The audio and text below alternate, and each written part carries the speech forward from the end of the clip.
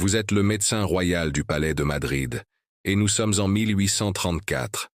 L'odeur de la cire et des encens funéraires ne parvient pas à masquer celle, plus fade et inquiétante, de la mort. Le roi est mort. Votre souverain, Ferdinand VII, gît sur son lit de parade. Mais votre travail n'est pas terminé. La reine régente, Marie-Christine, éplorée mais le visage durci par une détermination sinistre, vient de vous confier une tâche si bizarre, si inouïe, qu'elle vous glace le sang et vous fait douter de votre propre santé mentale. Elle exige que vous préserviez, pour une raison qu'elle refuse d'exprimer, la particularité anatomique du défunt monarque. Vos mains, habituées à soigner les vivants, tremblent en approchant du lit où repose la dépouille de celui qui a terrorisé l'Espagne pendant près de 2 décennies. Même dans la mort, son visage semble vous narguer depuis l'au-delà. Mais ce n'est pas son visage qui retient votre attention, c'est ce qui se cache sous les lourds draps de soie brodés. La chose, l'obscur secret qui a défini son règne autant que sa cruauté, sa paranoïa ou ses trahisons, la monstruosité anatomique dont les historiens chuchoteraient pendant des siècles, sans jamais oser la coucher sur les archives officielles. Ferdinand le VII. Son attribut difforme, grotesquement surdimensionné et d'une forme contraire à toute nature, fut simultanément la source de sa plus profonde honte et de sa plus tordue fierté. Alors que vous commencez le processus ignoble de conservation, votre esprit vagabonde, incapable de faire face à l'horreur de la tâche présente, sans en comprendre l'origine. Vous vous souvenez des chuchotements dans les corridors du palais, des histoires d'oreillers spéciaux, d'épouses hurlantes, de tentatives désespérées pour produire un héritier malgré la cruelle plaisanterie de la nature. Vous réalisez soudain que vous ne préservez pas que de la chair et du sang. Vous préservez l'incarnation physique d'un règne qui était lui-même difforme, démesuré, et ultimement destructeur pour tout ce qu'il touchait. Pour comprendre le tyran, vous devez d'abord comprendre l'homme. Et pour comprendre l'homme, vous devez comprendre sa malédiction. Scène, changement de temps, l'enfance de Ferdinand. Il est né maudit, non par la sorcellerie ou la colère divine, mais par l'héritage empoisonné de siècles de consanguinité royale. Les Habsbourg et les Bourbons d'Espagne avaient passé des générations à marier cousins à cousines, oncles à nièces, créant un cauchemar génétique qui se manifestait par l'instabilité mentale, le prognatisme et des difformités physiques innombrables. Ferdinand est né au palais de l'Escurial le 14 octobre 1784, produit de Charles IV et de Marie-Louise de Parme, des cousins germains. La loterie génétique était truquée depuis le début. Son enfance fut une leçon magistrale de dysfonctionnement. Son père, faible, préférait la chasse au gouvernement. Sa mère, aux appétits voraces, affichait ouvertement sa liaison avec le favori Manuel de Godoy, le dirigeant de fait de l'Espagne. Le jeune Ferdinand assistait à cette humiliation quotidienne, absorbant des leçons sur le pouvoir, la trahison et la faiblesse. Mais sa véritable éducation à la tyrannie vint d'ailleurs. En passant de l'enfance à l'adolescence, il devint clair que la nature avait joué une plaisanterie particulièrement cruelle au futur roi. Son membre se développa d'une manière qui défiait toute compréhension médicale. Dès 14 ans, les médecins de la cour chuchotaient déjà sur l'anomalie royale, un attribut si massif et si étrangement formé qu'il semblait presque alien. Les rares registres médicaux cachés décrivent l'organe en des termes cliniques qui n'en traduisent pas moins l'horreur. Un médecin écrivit « Son Altesse royale est affligée d'un membre de dimension si extraordinaire et de forme si particulière que les relations intimes pourraient s'avérer problématiques, voire pire. » Un autre, moins diplomate, griffonna « L'organe du prince ne ressemble à rien tant qu'à une massue de bois précieux, fin comme de la cire à cacheter à sa base, épais comme le poing d'un homme à son extrémité, et d'une longueur déraisonnable. » L'impact psychologique sur l'adolescent fut dévastateur. À une époque où une anatomie masculine modeste était considérée comme aristocratique et raffinée, l'énormité de Ferdinand le marquait comme un monstre, un paysan bestial. La cour bourdonnait de chuchotements. Les serviteurs riaient derrière leurs mains. Les courtisans faisaient des plaisanteries subtiles. Ferdinand apprit très tôt qu'il était un objet de moquerie, que son être le plus intime était une source d'amusement. Cette humiliation engendra une rancœur profonde et purulente. Un incident, rapporté dans les mémoires d'un aumônier, révèle les ténèbres grandissantes. Un jeune page le surprit par accident en train de se changer. Ferdinand ne se contenta pas de le renvoyer. Il fit fouetter le garçon jusqu'au sang et exila sa famille entière de Madrid. Le message était clair. Personne ne pouvait être témoin de sa honte et rester impuni. Il devint secret, vindicatif, cruel. Il apprenait à utiliser le pouvoir de sa position pour compenser l'impuissance qu'il ressentait face à son corps. Scène, changement de temps, le premier mariage. Alors que Ferdinand atteignait l'âge de se marier, l'étendue du défi devint une crise d'État. Son médecin personnel, le docteur Francisco Flores, laissa des notes secrètes. Le membre de Sa Majesté présente une configuration des plus inhabituelles. La base ne mesure pas plus que la largeur du pouce, et pourtant elle s'élargit en une circonférence qui défie toute proportion. La longueur excède celle de tout spécimen répertorié. Le plus préoccupant est la courbure particulière, et la présence de ce qui apparaît comme des excroissances de tissus supplémentaires, sans fonction biologique discernable. Des relations normales seraient impossibles. Les artisans royaux furent secrètement commissionnés pour créer des aides maritales, des oreillers et supports spécialement conçus pour permettre une fonction sexuelle sans causer de blessures graves. Ferdinand, lui, devint obsédé par les potions et élixirs promettant de normaliser son anatomie.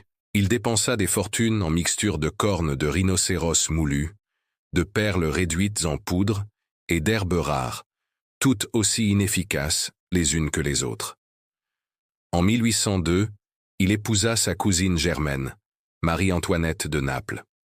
Jeune, belle et romantique, elle arriva à Madrid avec des notions de prince de conte de fées. La cérémonie fut magnifique, mais les mariages royaux se terminent, et les nuits de noces commencent. La requête inhabituelle du valet de Ferdinand auprès des dames de compagnie fut le premier signe.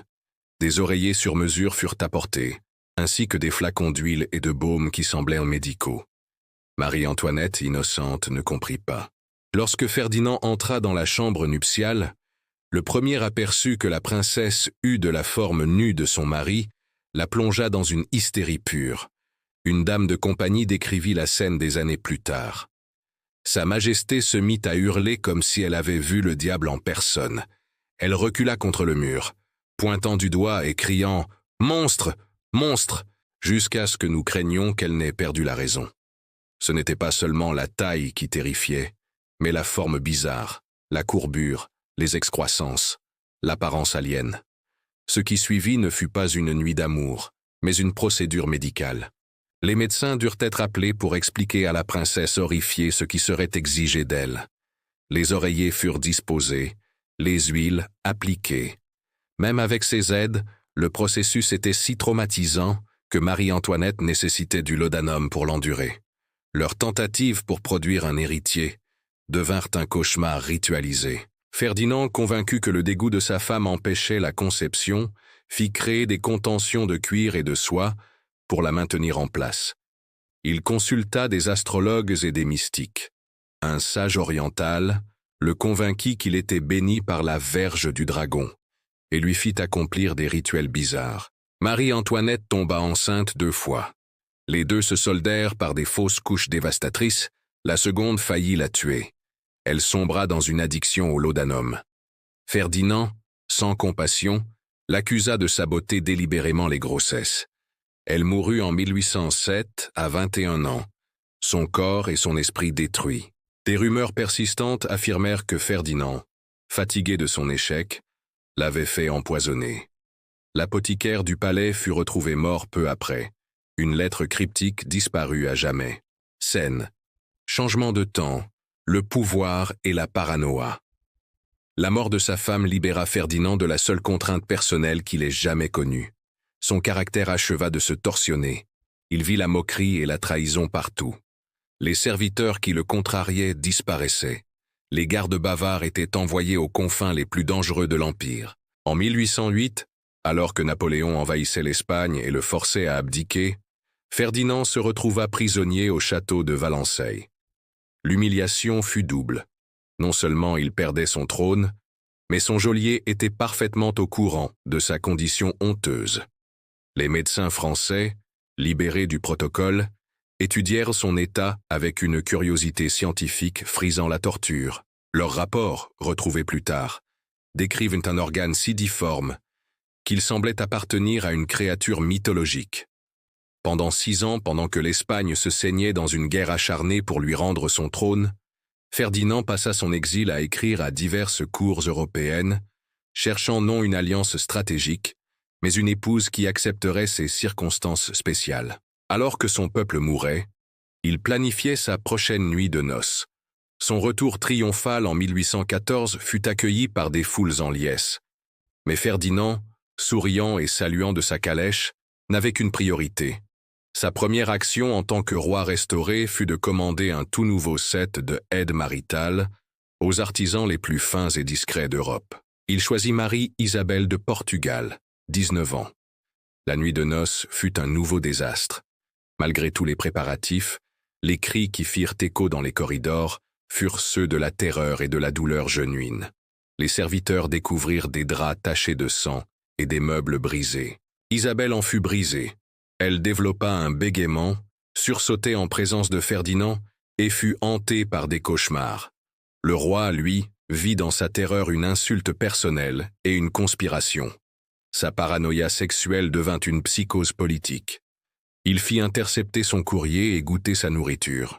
Elle tomba enceinte, accoucha dans la douleur d'une fille, puis mourut peu après, épuisée. Ferdinand avait encore échoué. Scène, changement de temps, le dernier acte. Sa frustration se transforma en rage contre l'Espagne entière. Il lança la décennie omineuse, une purge sanglante contre les libéraux. Chaque exécution, chaque emprisonnement, semblait être une vengeance personnelle pour ses humiliations. Il se maria une 3e fois, avec sa nièce Marie-Joseph. Elle mourut de façon suspecte 7 mois plus tard. Le dernier espoir de Ferdinand reposa sur sa 4e épouse, une autre nièce, Marie-Christine de Bourbon-Tours-Sicile. Pragmatique, ambitieuse et froide, elle comprit le marché, lui donner un héritier en échange du pouvoir. Les médecins, macabres experts, déployèrent tout leur arsenal. Christine tomba enceinte. L'accouchement en 1830 fut un cauchemar, mais l'enfant survécut. Une fille, Isabelle. Ferdinand était furieux. Il fallut une seconde grossesse en 1832 pour qu'enfin naisse un garçon, chétif et maladif. Ferdinand était finalement victorieux contre son propre corps. Mais la victoire était vide. Rongé par les excès, la paranoïa et un cancer probable, il mourut en 1833. Scène. Retour au présent. 1834. Et maintenant, vous êtes ici.